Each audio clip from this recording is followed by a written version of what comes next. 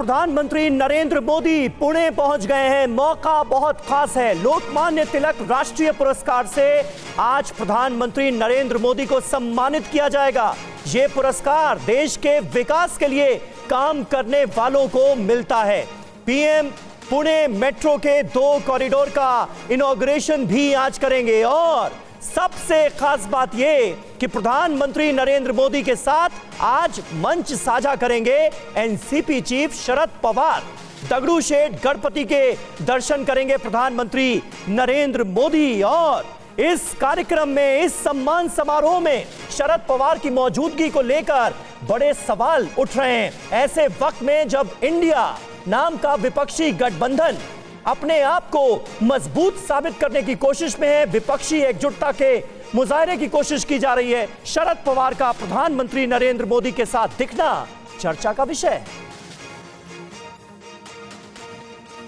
बिल्कुल, तो जिस तस्वीर की समीर आप बात कर रहे हैं वो तस्वीर कई सारे सवाल भी खड़े कर रही है। एक मंच पर क्यों हैं पवार और मोदी, वो मौजूदगी दोनों नेताओं की एक मंच पर क्यों है, इसको भी हम समझाते हैं आपको ग्राफिक्स के माध्यम से। तो लोकमान्य तिलक स्मारक मंदिर ट्रस्ट का यह सम्मान समारोह है। प्रधानमंत्री मोदी को दिया जाना है लोकमान्य तिलक राष्ट्रीय पुरस्कार।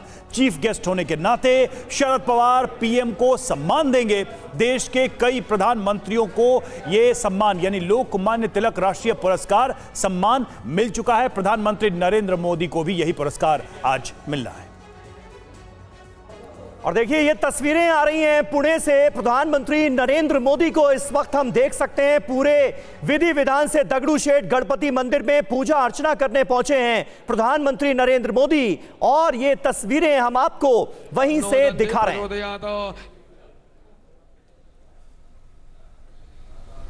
तो देखिए मौका बहुत खास है। आज एक साथ एक मंच पर नजर आने वाले हैं प्रधानमंत्री नरेंद्र मोदी और एनसीपी सुप्रीमो शरद पवार। और ऐसे में लोकमान्य तिलक स्मारक मंदिर ट्रस्ट के सम्मान समारोह से पहले गणपति मंदिर में दर्शन करने पहुंचे हैं पीएम मोदी।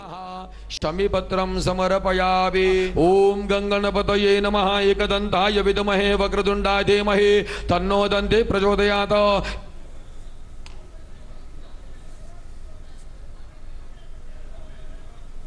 सर्वावस्थां गतोऽपि वा यस्मरेत् पुंडरीकाक्षं सभायां हरये नमः। श्री कृष्ण परमानंदं पूर्णं कर्तुं शिवात्मको धुना देवा एतद् चंपक पुष्पं समर्पयामि।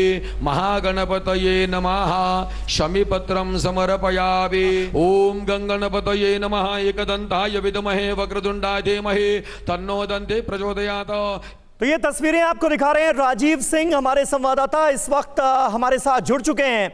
राजीव, जरा पूरा कार्यक्रम क्या है बताएं, क्योंकि इस वक्त तस्वीरें हम देख रहे हैं गणपति मंदिर में पूजा अर्चना कर रहे हैं प्रधानमंत्री नरेंद्र मोदी।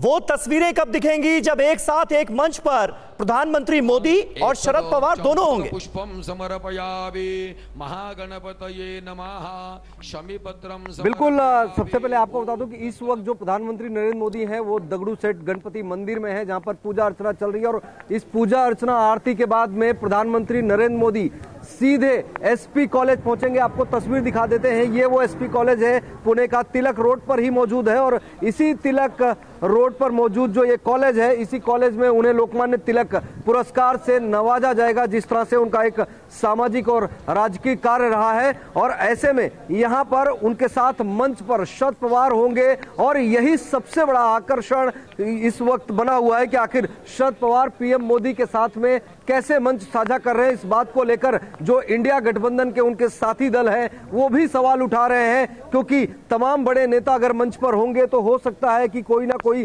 राजनीतिक बात भी सामने आए, क्योंकि एक तरफ लगातार शरद पवार जो है पीएम मोदी का विरोध करते रहे, उनकी नीतियों का विरोध करते रहे, यहां तक कि उन्होंने बीजेपी के साथ न जाने की बात लगातार दोहराई। लेकिन एनसीपी में बगावत हुई, अजीत पवार एनसीपी का एक धड़ा लेकर अलग हुए और आज सरकार में है, खुद अजीत पवार भी उस मंच पर रहेंगे। ऐसे में सबकी बॉडी लैंग्वेज क्या रहेगी?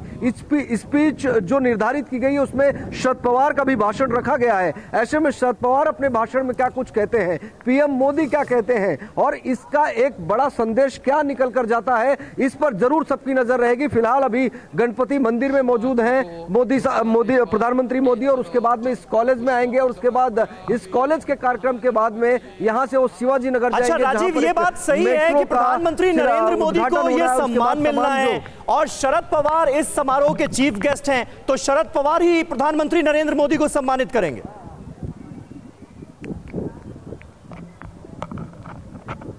बिल्कुल, जो जानकारी अभी तक दी गई है उसके मुताबिक शरद पवार के हाथों ही जो है पीएम मोदी का सम्मान होगा। ऐसे में ये तस्वीरें बड़ी ऐतिहासिक देश की राजनीति के नजरिए से होगी, क्योंकि एक ऐसा नेता जो विपक्षी दलों की अगुवाई कर रहा है। और हमारे साथ किरण डी तारे, सीनियर एडिटर न्यूज़ 9 के जुड़े हुए हैं। अब किरण, ये जो तस्वीर है, इस तस्वीर को लेकर चर्चाएं बहुत हैं, लेकिन क्या राजनीतिक सिचुएशन होगी या हो सकती है जिसकी वजह से पवार और नरेंद्र मोदी एक मंच पर आज नजर आ रहे हैं? जो कारण हम देख रहे हैं वो तो एक आधिकारिक कारण है, क्या इसके राजनीतिक पक्ष भी हैं? अगर हैं तो वो क्या है? इससे पहले मैं आपको दो बातें बताना चाहता हूं कि एक तो शरद पवार इस फंक्शन के चीफ गेस्ट हैं, उनके हाथों पुरस्कार नहीं दिया जाएगा। टिळक स्मारक ट्रस्ट के जो चेयरमैन है दीपक टिळक, उनके हाथों से दिया जाएगा। शरद पवार मंच साझा करेंगे नरेंद्र मोदी के साथ में, तो पवार के हाथों से पुरस्कार नहीं दिया जाना है, वो दीपक टिळक के हाथों से दिया जाएगा। लेकिन पुरस्कार प्रदान करते समय शरद पवार वहां पर उपस्थित रहेंगे, ये पहली बात। दूसरी बात ऐसी कि जब टिळक स्मारक ट्रस्ट ने नरेंद्र मोदी के ऑफिस को अप्रोच किया था कि हम आपको ये पुरस्कार देना चाहते हैं, तब तक लगभग 2 महीनों तक नरेंद्र मोदी के ऑफिस से, प्रधानमंत्री के ऑफिस से उन्हें कोई भी रिस्पॉन्स नहीं मिला था। तब टिळक स्मारक ट्रस्ट के लोगों ने शरद पवार से अपील की कि हम आपको चीफ गेस्ट बनाते हैं, आप जाके नरेंद्र मोदी को कन्विंस कीजिए कि वो पुरस्कार एक्सेप्ट कर ले। नरेंद्र मोदी को पुरस्कार एक्सेप्ट करने की विनती शरद पवार की तरफ से की गई थी। उसके बाद मोदी ने एक्सेप्ट किया है कि वो आज का पुरस्कार एक्सेप्ट करेंगे। तो ये बात जो है शरद पवार और नरेंद्र मोदी के बीच का जो बोनों में उनके बीच के जो मधुर रिश्ते हैं, ये बहुत पुराने रहे हैं, आज की बात नहीं है। नरेंद्र मोदी और विरोधक भले ही एक दूसरे को मानते हैं, पवार हमेशा उनके ऊपर काफी टीका टिप्पणी करते रहते हैं, लेकिन व्यक्तिगत तौर से नरेंद्र मोदी और शरद पवार दोनों बहुत अच्छे दोस्त हैं, उनकी अच्छी मित्रता है। नरेंद्र मोदी ने तो ये तक भी कह दिया था बारामती में जाके कि मैं राजनीति शरद पवार की उंगली पकड़ के सीखा हूं। ये सारी बातें हैं, लेकिन उसके आज के कॉन्टेक्स्ट में अगर देखा जाए तो आज शरद पवार का वहां होना बहुत मायने रखता है। हाल ही में एक ही महीना पहले, कल 1 महीना पूरा हो जाएगा 2 अगस्त को, जब अजीत पवार शरद पवार का साथ छोड़कर भारतीय जनता पार्टी और शिवसेना की सरकार के साथ मिल गए थे। उस बात को कल 1 महीना पूरा होने जा रहा है, इसीलिए ये पूरा डेवलपमेंट जो है और आज का समारोह जो है वो महत्वपूर्ण हो जाता है। समीर चौगांवकर जी भी हमारे साथ मौजूद हैं, पॉलिटिकल एनालिस्ट हैं। समीर जी, किस तरह से आप इसे देखते हैं ऐसे वक्त में जब शरद पवार की मौजूदगी इस मंच पर कई सवाल खड़े कर रही है? 8 साल बाद एक तो दोनों नेता हमें साथ देखने को मिलेंगे, और ऐसे वक्त में जब इंडिया की एक मजबूत कड़ी खुद शरद पवार भी माने जाते हैं विपक्षी गठबंधन की, उनका नरेंद्र मोदी के साथ दिखना क्या राजनीतिक संदेश देगा? देखिए, मेरा मानना है कि दो राजनीतिक नेताओं को जो विपरीत विचारधाराओं का प्रतिनिधित्व करते हैं, अगर किसी सामाजिक कार्य के हेतु किसी मंच पर साथ में आते हैं तो उसमें राजनीतिक नहीं देखना चाहिए। राजनीतिक विचारधारा अलग है, राजनीतिक लड़ाई अपनी जगह है, लेकिन किसी सामाजिक कार्यक्रम में अगर 2 लोग मंच साझा करते हैं तो इसमें कुछ भी गलत नहीं है। और ये पहली टाइम नहीं कि शरद पवार नरेंद्र मोदी के साथ मंच साझा कर रहे हैं। आप देखिए 2015 में अक्टूबर में जब 2015 के महाराष्ट्र विधानसभा चुनाव हुए थे, बारामती में नरेंद्र मोदी शरद पवार के गढ़ में बीजेपी का प्रचार करने गए थे, और उसके बाद फरवरी में शरद पवार ने अपने बारामती के शिक्षा प्रतिष्ठान के समारोह में नरेंद्र मोदी को आमंत्रित किया था। प्रधानमंत्री वहां पर गए थे और शरद पवार ने उनके साथ मंच साझा किया था। तो मुझे ऐसा लग रहा है कि समीर जी, आप कह रहे हैं कि ये सामान्य है, ये जो तस्वीर है, ये जो इमेज है, मुझे लग रहा है भारतीय राजनीति के इस दौर में ये एक सामान्य तस्वीर है। बिल्कुल, मुझे लगता है कि सामान्य दृष्टि से लेना चाहिए, इसमें हर बात में राजनीति देखने की जरूरत नहीं है। अटल बिहारी वाजपेयी भी पहले ऐसा समय रहे कि जब कई बार ऐसे कार्यक्रम हुए जिसमें कि कांग्रेस के मंत्री के कार्यक्रम में जाते थे, किसी सांसद का कोई कार्यक्रम उसमें चले जाते थे, तो इसे राजनीतिक दृष्टि से देखने की जरूरत नहीं है। यह सामाजिक कार्यक्रम है और ऐसा नहीं है कि पहली बार कार्यक्रम हो रहा है। ये यहाँ से जो स्टूडियो से समीर जी कह रहे हैं, आप इसको कैसे देख पा रहे हैं? और खासकर जो ये इंडिया बना है और महाविकास आघाड़ी की जो एक नींव बनाई गई थी महाराष्ट्र में, उसके घटक इसको कैसे देखेंगे? क्या वो भी इसको एक सामान्य लोकाचार व्यवहार के तौर पर लेंगे या कुछ और देख पा रहे हैं, देख रहे हैं वो? देखिए, मुझे ऐसा लगता है कि इंडिया फ्रंट जो बना है वो कंप्लीटली इस बात को लेके नाराज है शरद पवार से कि वो मोदी जी के साथ में आज मंच साझा करें। मोदी जी और शरद पवार एक मंच पे आने का ये समय बहुत ही गलत है इंडिया फ्रंट के लिए। अगर ये बात 2 महीने पहले हुई होती, अगर एनसीपी में फूट पड़ने से पहले, एनसीपी में स्प्लिट पड़ने से पहले अगर ये बात हुई होती तो शायद हम लोग कह सकते थे कि बहुत सामान्य बात है। लेकिन हाल ही में 1 ही महीना पहले एनसीपी का एक बड़ा गुट टूटकर बीजेपी के साथ सरकार में शामिल होता है और उसी बात को लेकर जब जनता में आक्रोश है, जब सारे महाराष्ट्र विकास आघाड़ी के सारे सदस्य कह रहे हैं कि शरद पवार को लेकर, क्या शरद पवार को इसकी गंभीरता नहीं पता? जिस मंच को वो साझा कर रहे हैं, नरेंद्र मोदी के साथ जा रहे हैं और इससे जुड़े जो सवाल हो सकते हैं या हो रहे हैं, उसका अंदाजा क्या शरद पवार को नहीं होगा? देखिए, पवार सारी बातों को भली भांति जानते हैं। वो मोदी जी के साथ जाकर एक संदेश देना चाहते हैं। वो संदेश ये है कि बीजेपी उनके लिए अनटचेबल नहीं है। कोई भी पार्टी आज बीजेपी के लिए अनटचेबल नहीं है, एनसीपी भी नहीं है।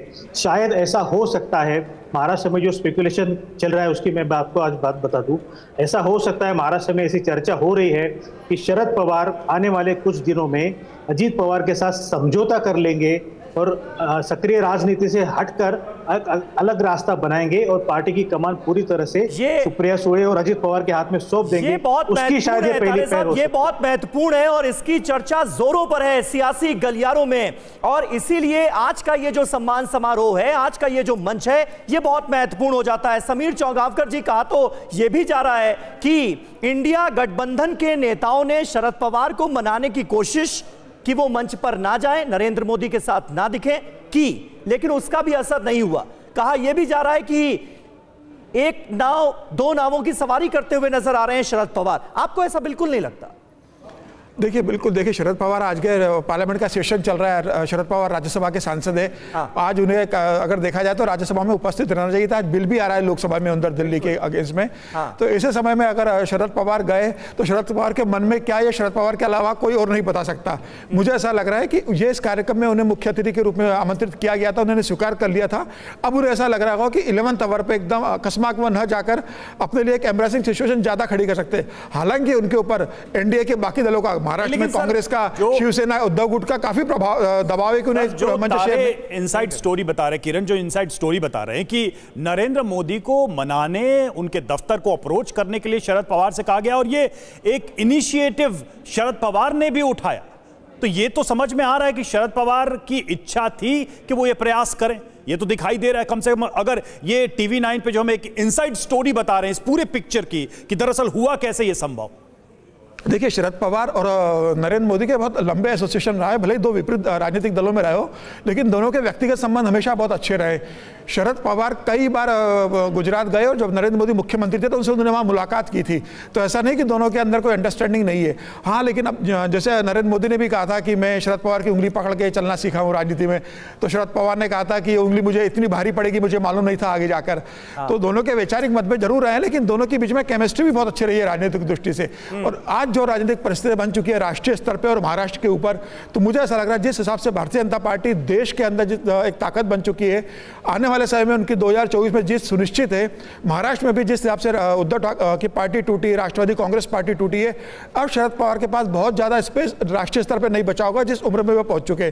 तो ये भी हो सकता है कि शरद पवार अभी तोल रहे हो कि हो सकता है कि मैं आने वाले समय में अजित पवार के साथ चला जाऊं और अजित पवार भारतीय जनता पार्टी के साथ गठबंधन करके अगला चुनाव लड़े, या शरद पवार अपने लिए कोई अलग रास्ता अख्तियार करे। तो शरद पवार अभी बहुत ऑप्शंस पे विचार कर रहे होंगे राजनीति के रूप से कि उन्हें क्या करना है, उन्हें संन्यास लेना है या राजनीति में संघर्ष करना है, या भारतीय जनता पार्टी के साथ चला जाना है, या उद्धव ठाकरे और कांग्रेस साथ मिलकर लड़ना है। भी सब ऑप्शन विचार कर रहे होंगे। मुझे लग रहा है आने वाले दिनों में वो अपने पत्ते साफ करेंगे। लेकिन आज जिस हिसाब से वो मंच साझा कर रहे हैं, इसका मतलब यह है कि भारतीय जनता पार्टी के साथ जाने के भी ऑप्शन शरद पवार के अभी खुले हुए हैं। ये बहुत महत्वपूर्ण है। किरण जी, किस तरह से इसे आप देखते हैं? और अगर हम ये देखें कि पुरस्कार क्यों मिल रहा है, ये सम्मान क्यों दिया जा रहा है देश को विकास की राह पर आगे बढ़ाने के लिए, और ये जो इंडिया विपक्षी गठबंधन है जिसका खुद हिस्सा शरद पवार भी हैं, उसका ये कहना है कि प्रधानमंत्री नरेंद्र मोदी के पीएम रहते देश लगातार पीछे जा रहा है, तो बड़ा कॉन्ट्राडिक्टरी है।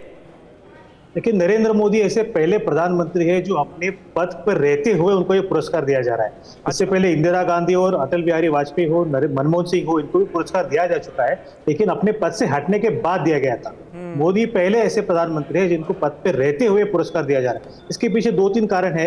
एक ऐसा है कि जो पुरस्कार देने वाली संस्था है टिळक स्मारक मंदिर, उनके जो ट्रस्टी है टिळक फैमिली, लोकमान्य टिळक की फैमिली से आते हैं, उन्हें पॉलिटिकल स्पेस ढूंढने की बहुत ज़्यादा जल्दी है पुणे में। उनका कांग्रेस में जो वजूद था वो लगभग खत्म हो चुका है। वो अपने लिए कोई ऑप्शन तलाश रहे हैं। उनके लिए ऑप्शन हो सकता है बीजेपी के पास इस वक्त टिळक फैमिली से कोई भी नहीं है। टिळक फैमिली से उनके यहाँ मुक्ता टिळक हुआ करती थी, जिनका 6 महीना पहले निधन हो चुका है, वो अभी आज नहीं है। तो आने वाले चुनाव में टिळक फैमिली से अगर बीजेपी को कोई कैंडिडेट मिलता है, चाहे विधानसभा हो चाहे लोकसभा हो, तो बीजेपी के लिए बहुत बड़ा बूस्ट होगा। हाल ही में हमने देखा था कि पुणे का जो उपचुनाव हुआ, वहाँ पे टिळक फैमिली में से किसी को टिकट डिनाई करने की वजह से बीजेपी को 27 साल के बाद वो सीट खोनी पड़ी थी। ये सारी चीजें हैं। कांग्रेस को भी जरूरत है, कांग्रेस को मतलब टिळक फैमिली को भी जरूरत है, बीजेपी को भी टिळक फैमिली की जरूरत है। इसके लिए नरेंद्र मोदी का चयन इस पुरस्कार के लिए किया गया था। हाँ, ये रही बात, लेकिन मोदी और शरद पवार, इनके बीच में आज क्या होगा? पवार क्या नरेंद्र मोदी की तारीफ करेंगे खुले मंच पे, या पवार कुछ अपना अलग से मत रखेंगे? ये भी हमें देखना होगा। क्या मैं अगर ये आपसे ये सवाल सीधे सीधे पूछूं कि पार्टी की जो स्थिति है इस वक्त, उसमें जो नेतृत्व को लेकर जो एक खींचतान मची हुई है, उन सारे संकटों से निकालने के लिए कोई कदम बढ़ाते आपको दिख रहे हैं शरद पवार कि भविष्य में पार्टी एक हो जाए, या फिर कुछ ऐसा हो जाए जिससे पवार परिवार में जो इस वक्त स्थिति बनी हुई है, खासकर बीजेपी के साथ जाने और नहीं जाने को लेकर, उसका कोई समाधान निकले, उसका कोई रास्ता निकल जाए? पवार ने अनाउंस तो किया है कि वो महाराष्ट्र में जाएंगे, हर जिले में जाके अपना जन समर्थन जुटाने का प्रयास करेंगे। लेकिन जहां तक मुझे लगता है कि पवार आज इस उम्र में है, 83 की उम्र में, पूरा महाराष्ट्र उनके लिए घूमना और हर एक जिले में जाके लोगों से इंटरेक्शन करना बड़ा मुश्किल हो जाएगा। पवार एक मैसेज देना चाहते हैं कि बीजेपी मेरे लिए अनटचेबल नहीं है, हो सकता है मैं अपना मन बदल लूं और अजीत पवार जो कह रहे हैं उनके साथ जाऊं।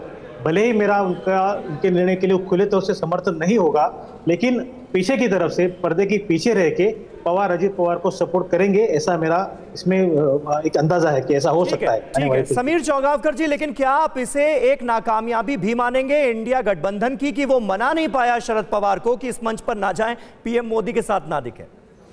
देखिए, बिल्कुल इंडिया गठबंधन की एक नाकामी के रूप में इसको देखा जा सकता है, लेकिन शरद पवार की भी एक नाकामी रही है कि वह अपनी पार्टी को टूटने से बचा नहीं सके और अजीत पवार को अपने भतीजे को साध नहीं सके। तो जैसे अभी किरण जी बता रहे थे, मैं उससे बहुत सहमत हूँ कि अभी पूना लोकसभा सीट खाली हो चुकी है। अभी जो सांसद थे वहाँ से बापट, उनका निधन हो गया है। तो हो सकता है आने वाले समय में तिलक परिवार से किसी को लोकसभा चुनाव लड़वाया जाए या महाराष्ट्र विधानसभा में चुनाव लड़वाया जाए, विधान परिषद को में भेजा जाए। तो मुझे ऐसा लग रहा है कि महाराष्ट्र में पूना वैसे भी राष्ट्रवादी कांग्रेस का गढ़ मतलब एरिया माना जाता है।